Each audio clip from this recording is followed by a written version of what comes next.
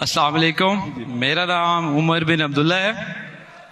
آج چونکہ ٹاپک قرآن پہ تھا اور اس کی آیات کے اوپر تھا، تو میرا سوال شاید کلیئرلی ابھی میں سمجھا نہ سکوں، کیونکہ میرا سوال مسلمانوں کے بارے میں یہ ہے کہ ہمارے پہ کوئی بھی حملہ دہشت گردی کا ہوتا ہے، کسی اداروں پہ، اسکول پہ یا پولیس پہ، تو اس میں قرآن کی ریفرنس ہی دے کے اس کو جہاد کا نام دیا جاتا ہے، اور ہمیں اس نام سے بڑی کنفیوژن پیدا ہو گئی ہے۔ اور چونکہ آج کے دور میں جو نام جہاد کا لینا وہ بڑا مشکل ہو گیا ہے۔ بس یہی سوال ہے۔ بھائی صاحب کا بہت اچھا سوال ہے۔ ہم دیکھتے ہیں کہ دہشت گردی کا حملہ ہوتا ہے کوئی اسکول پہ، کئی بے گناہ کا قتل ہوتا ہے، اور کہا جاتا ہے کہ یہ قرآن میں جہاد ہے۔ اس کا پرابلم کون ہے؟ ہم مسلمان قرآن پڑھتے ہیں لیکن سمجھتے نہیں۔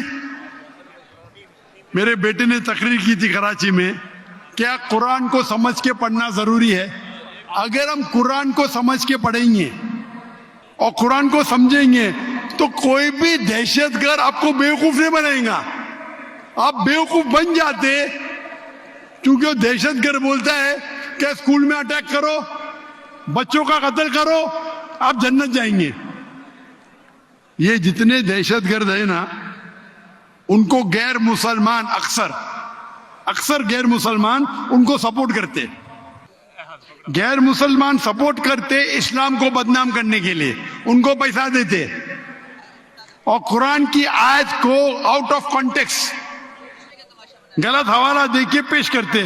آپ اگر قرآن مجید کو سمجھ کے پڑھیں گے، میں نے تو تقریر میں کہا ہے، اگر ایک آیت ہر مسلمان جانے، سورہ مائدہ کی سورہ نمبر 5 آیت نمبر 32، اگر کوئی بھی بے گناہ کا آپ قتل کرتے، چاہے مسلم یا غیر مسلم، سوا قتل کے بدلے قتل، یا اگر زمین پہ فساد پیدا کر رہا ہے، یہ دو کے علاوہ اگر کوئی انسان مسلم یا غیر مسلم دوسرے کوئی انسان مسلم یا غیر مسلم کا قتل کرتا ہے، گویا کہ ساری انسانیت کا قتل کر رہا ہے۔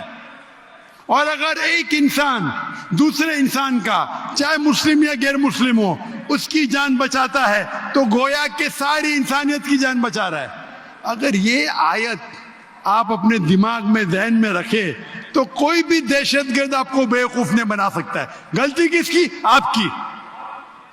ڈاکٹر ذاکر نائک نے کہا ہم جا کے چیک کریں گے، گھر پہ جا کے کھولو سورہ مائدہ سورہ نمبر 5 آیت نمبر 32 ترجمہ پڑھو، اور آپ کو پتہ ہے کہ قرآن میں کبھی بھی کانٹرڈکشن نہیں ہے، کبھی بھی ٹکران نہیں ہے۔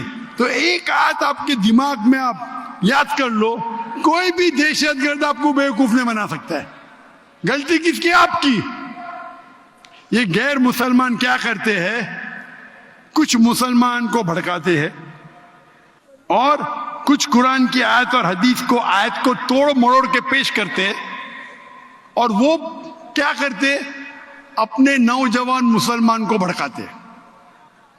اس پہ تقریر دی ہے میں نے، اس ٹیررزم و مسلم مونوپولی، ایک تقریر کی ہے میں نے، دہشت گرد اور جہاد اسلام کے پس منظر میں، دیکھیے آپ، اور ڈیٹیل میں آنسر دیا ہوں میں۔